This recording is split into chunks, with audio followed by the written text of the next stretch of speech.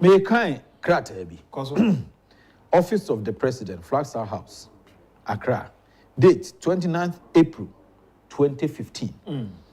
Heading in RE, application for approval as strategic investors under Section 26(4) of the Ghana Investment Mechanism.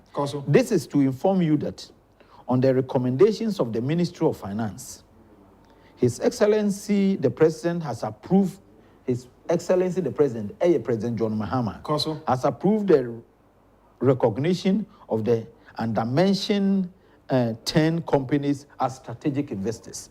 Two companies in Gassam Limited, Dream Realty Limited, Garden City Mall Limited, Boston Investment Limited, ShopRite Ghana PTI Limited, Semendi Lafrique Ghana Limited, Vinden Sugar Refinery Ghana Limited, Jata Cement, EcoBank, Dream Realty Limited.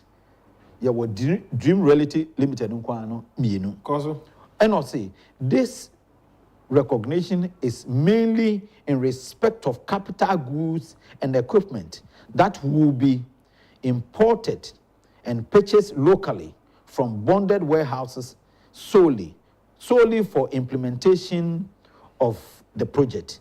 The 15 years tax holiday for Garden City Mall is, however, not approved. Kindly also advise all investors to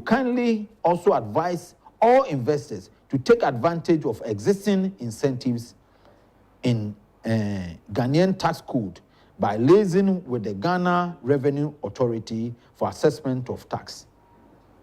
Yeah. When a Troy, Kwesi Korti, on your secretary to the president, or Trono on the 29th April 2015. Kofi, are they in the morning? Dabi meba. Koso. Bakunsunye. 7 January 2016. The same application for approval as strategic investors under section 5(6)(a)(6). Wilma African Limited, West Hills Mall, Tang Palace Hotel. Oh, okay.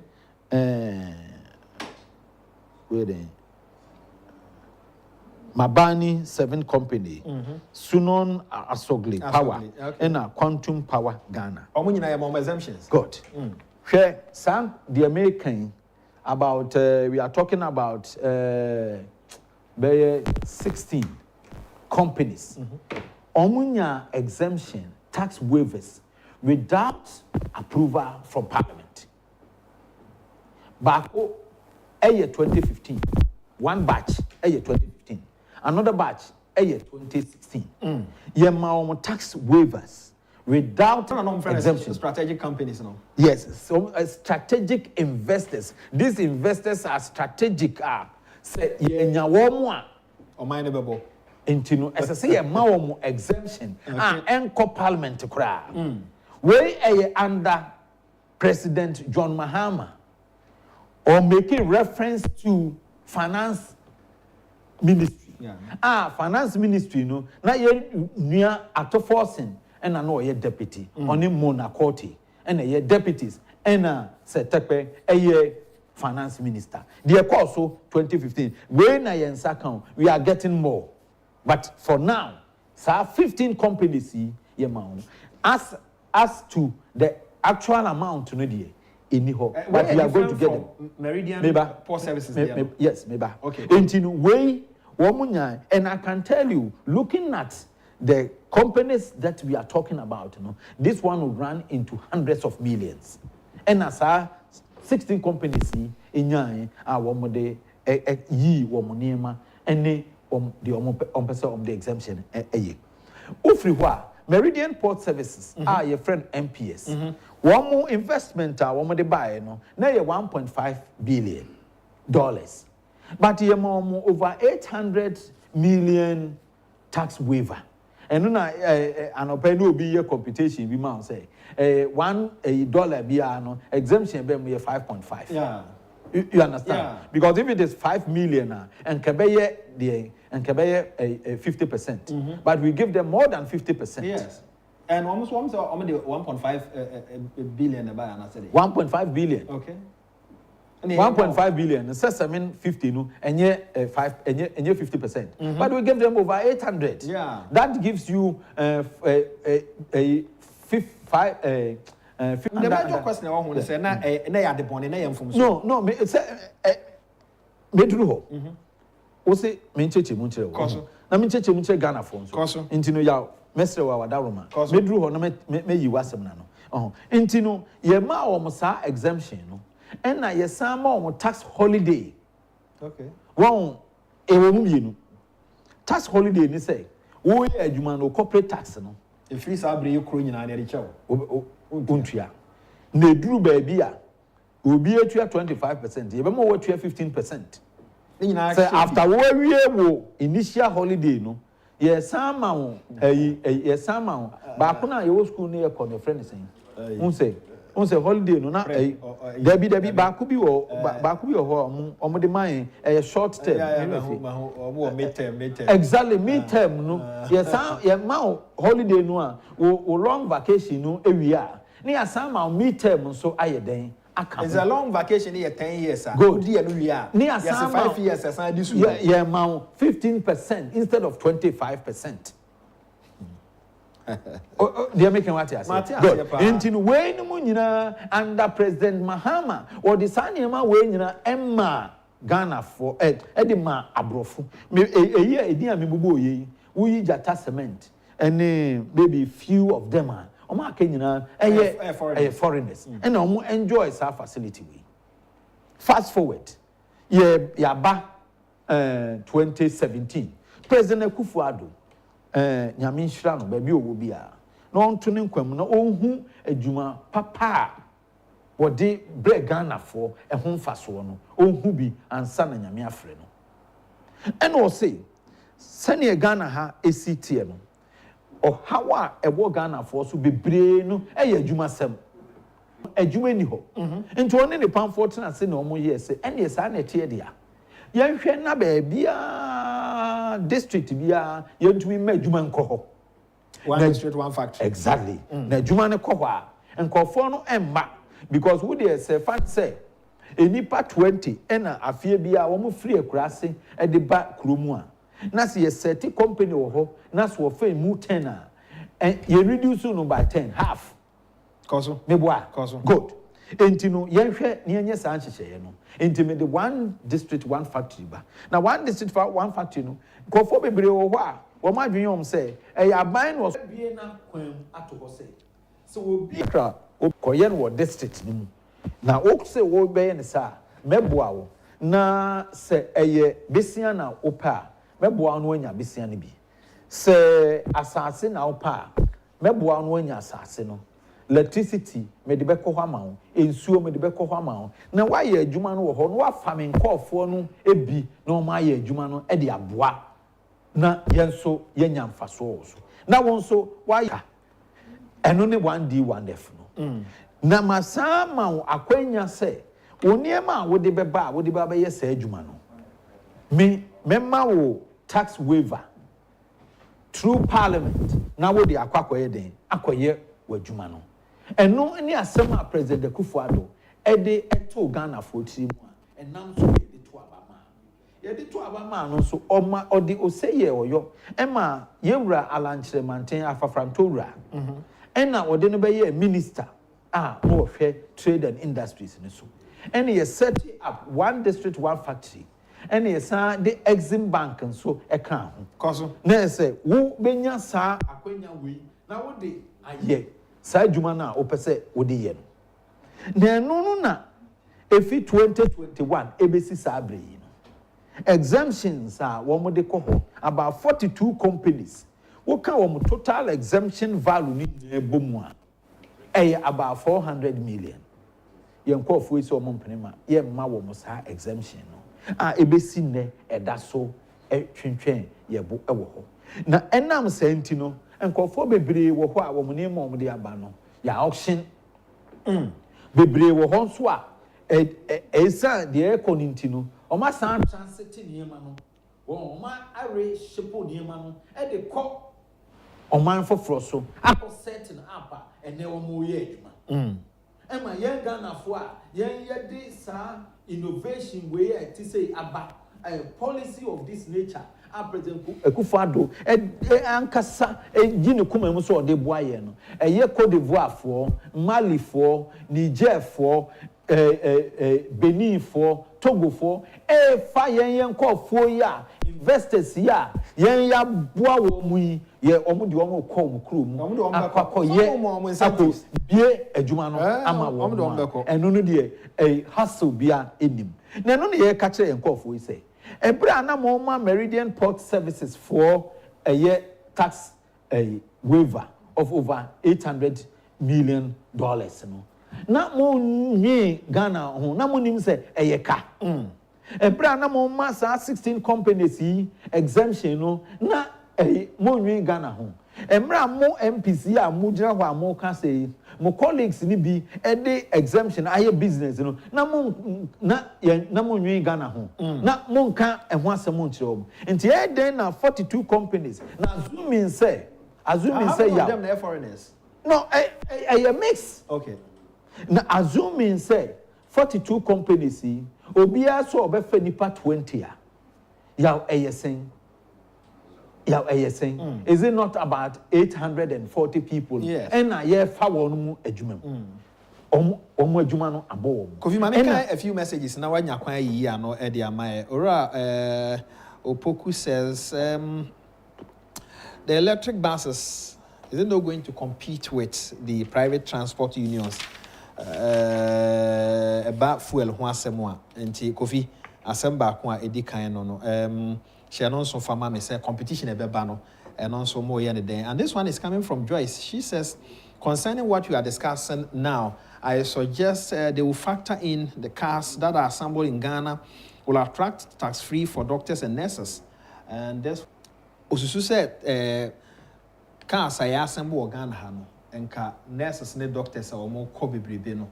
See which me a more exemption e wo ho e bia nipa no or toa a 20 ade na wo ho no beba forma ogidi se be boa okuseku says the saying goes quote if you want to hit the bird with a stone it is also looking for a way to fly off unquote. Looking at the competition the innovative transport policy is likely to bring about, let us also see how harmonize the entire transport system by stretching the olive palm to the private sector as well to encompass other potential transport operators eventually.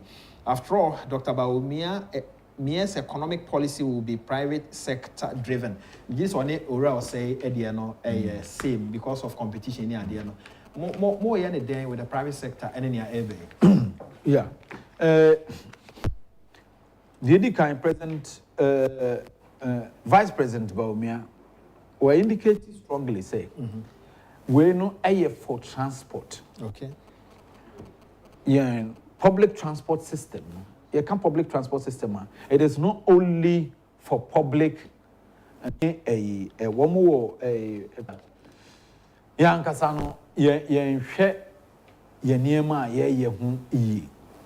Look, privacy. Yes. And I'm on top of a bank and all. You call some man to say, a Jumana, wo ye no say. Oh, yeah, Eddie Ama, a certain group of people. I want to Ghana 47. I dare no, a could do 23, no, 23 CD per liter, no, mutum. And a buy ya babedru 12. Muti sukakrado, Mumani Jina. I dare remember drew 23 bull, and some bedroom 23. See a 14.9 in Rue 15 bull. And so no most chinchina mo beto so I'm saying ya no kwa na e factor in yeah na mom ye bo apim na ya kire wo said ye wo ye na nye ne kwan a afi na obeka said there bia nye no nko a na on see Ghana for ankasa duru ba bia ya ankasa ya ebri bia no na omunya kwan bia na omode omunua e fa so nkodru 23 but wo pese chinchina wotum wo wi a wo say there bia nye transport fare nko antia na mom eye I was walking. And near my account here. na nneɛma ɛka ho no nti deda da no afei ne atum si atum deda nso afei na wo se wo tum na wo de aka transport fare ho nti no sɛ ɛba saa aban so ntumi mfa ne sɛ ngu n'akyi yaw ɔntumi mfa ne sɛ ngu n'akyi na ɔnka sɛ yɛntiti ne manfoɔ saa ɔbra a wɔwɔ opportunity a obetumi de ayɛ den ayi ɔmo afiri mu wei na yɛkan private sector no nso ɛwɔ opportunity sɛ wɔn nso aban adwumafoɔ nkoa na anya nkoa na wɔn de ɛbɛyɛ nti no yɛn ɛna mo sɛ about over 90% a yɛyɛ den ti na aban deɛ kakra na ɔde ba no ɛno no bɛma wɔ adwuma asɛe ɛma wɔ adwuma nsɛe wɔn nso take advantage of the innovation aba vice president he is accessible to yɛbɛtumi ne watena ase adi nkɔmmɔ ne yɛhu deɛ ɔwɔ nso pɛ sɛ woyɛ ne yɛn nso ɛmɔ bi a ba no mo ne ɔmo anya meeting mo factor ɔmo in mo ne ɔmo nya nkitahodie oh yɛ di nkitaho but transport operators even before we be here no now there was about 200 buses bi a Korea exim for any Ministry of Transport or here more about 200 of them private sector nti me saa nneɛma we nyinaa no ɛwɔ hɔ a yɛbɛtumi but me ne bias nso ɛbɛdi nkɔmmɔ sɛ this is what the private sector is saying no so ɛpɛ sɛ wɔde me final question yɛbrɛ no ɛkɔ ayalolo ne metromas ɛkɔ yɛ STC deɛ ɛhu sɛ ɔmo level no yɛ ayalolo metromas ɛkɔ yɛ yeah ayalolo ɛkɔ yɛ na mmom no ɛne metromas nyinaa deɛ ɔmo hia yɛ buses okay sisi ɛne de nyankopɔn ayɛ adom yɛtumi streamline activities of metromas asɛm ne wo kasa yi saa yɛ revenue a na ɛyɛ issues ɛne nneɛma bottlenecks bi ɛwɔ hɔ no yɛtumi ayɛ den ama yɛtumi streamline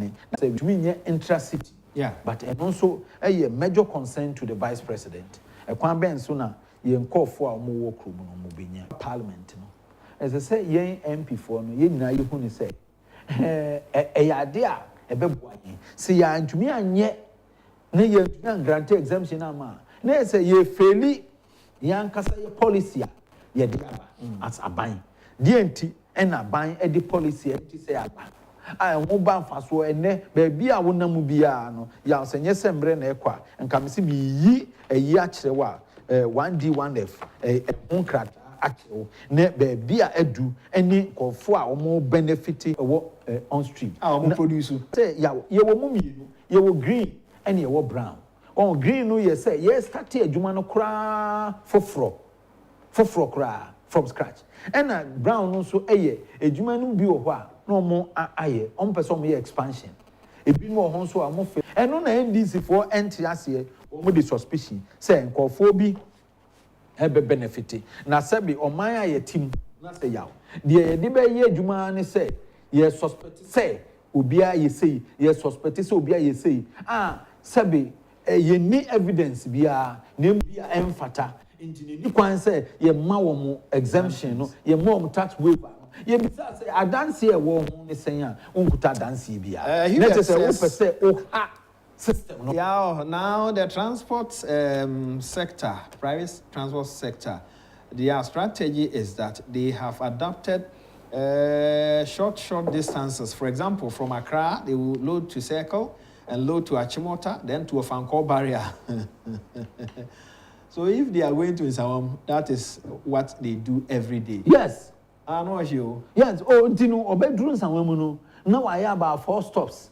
Ne bia no wagye sika no different. You see, Ghana for edru baby a ya nkasa ye nkofo ehu hia ya wo kai say me ne wotena studio ha sei ne ye ka sa a friend saying we are president a grant ma importers a year and you pay only on 50% and yes ana na oye ma o discount of 50%. That 50%, you know, ya misa say Ghana for do saying it me enjoys our facility, no. And as same way, me ye koko shia no president or catch say point blank say I am doing this because people are complaining about the cost of living. And so ye che no omo kofa ne ma ba no ma ntemi. Omo say omo boka wo 2014 2015. Exactly. Mahama breso inti no afa na omo erikupi omo kano abo. Ne kumamu ohun. And o say me grante saa de wei e de amamu enye mo nko ana musu nkofo nso eto ade wo mo ho no nso e be sese ama wo what so so wonte sumpo a enkama ni nyina ba bi ejina no but o ma anye ne saa nti Ghana for the yana yeah na kadi enti na ko biti parliament na with a mere suspicion he doesn't even understand until the whole exemption system no until ase and what he say on my crime exemption my so me the Supreme Court. How can you do this? Ghana ha ye tino the betumi aboa yen industrialization. Hwe yes dollar akwakodu ya we dey misrewa wada woman am mreke to bi yes dollar no akwakodu 15 akwakodu say wo ka say edie hwe ye ntumi enye ehu bibi kase bia o adentia because ye ti he ade a ye rely on wa importation and importation nso no wo sesa obi sika na wo de aba wo nso a wo nkọ wo mfa bibia nkọ na nka ba ye na sa 321 companies yi wonu mu nyina ba no mu ye adwuma na omo export wo mu niema na yesa ayemra pete ahihye ho say wo export kwa wo 75% or 70% of your earning your export earning no repatriate wonim say samra na ho so yemfa nya adwuma yemfa nya adwuma ansa na bokwa konya wo form C or whatever form A no a wo do be fail a wo do be call for export no as say we show say we previous a year we year no